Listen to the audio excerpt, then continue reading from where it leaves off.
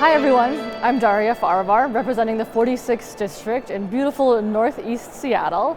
Today we're talking about survivors. I am so excited to share with you all that House Bill 1618 has passed off the floor. It's moving forward to the Senate, and we can't wait to keep you posted as it moves forward and as Washington has this huge opportunity to stand with survivors and make sure that they're able to seek justice on their own time.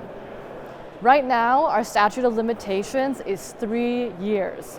That means that if you had the misfortune of experiencing childhood sexual abuse, say when you were 5, then theoretically by 8 years old, you're going to have to be able to process that trauma, come forward and tell an adult, and go to court to receive those civil claims.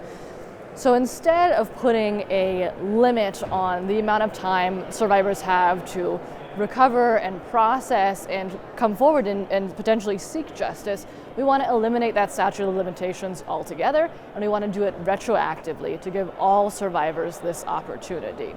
Recovery isn't linear, and so we have to be open and flexible and responsive to the brain science that shows trauma affects the way that we operate, and we need to give folks that time they need to come forward and seek that justice.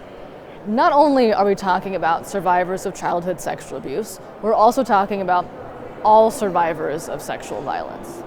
I am so proud that this week I had the pleasure of speaking in support of legislation that eliminates the distribution of do-it-at-home sexual assault kits. These kits have been brought into Washington by a company and into many different states, and the concept is that you'd be able to administer this entire testing kit yourself personally at home. While this may sound like a good idea, it's unfortunately not, very specifically because we don't believe these kits to be admissible in court. We want to set up survivors so that they have the best chance at actually getting justice once they go down this path. To make that decision to come forward and report is difficult. To make that decision to go to court and bring charges against your perpetrator is even harder. We know our legal systems are not set up well and very often re-traumatize individuals. And so if survivors are going to this extent, we want to make sure that they have the best chance possible. And these kits just don't give survivors that chance.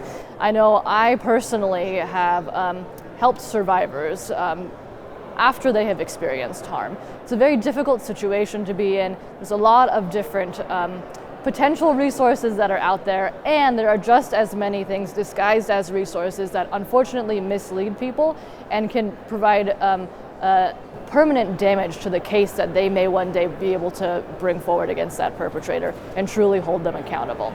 Proud to be supporting survivors in the legislature in these two bills and more this session.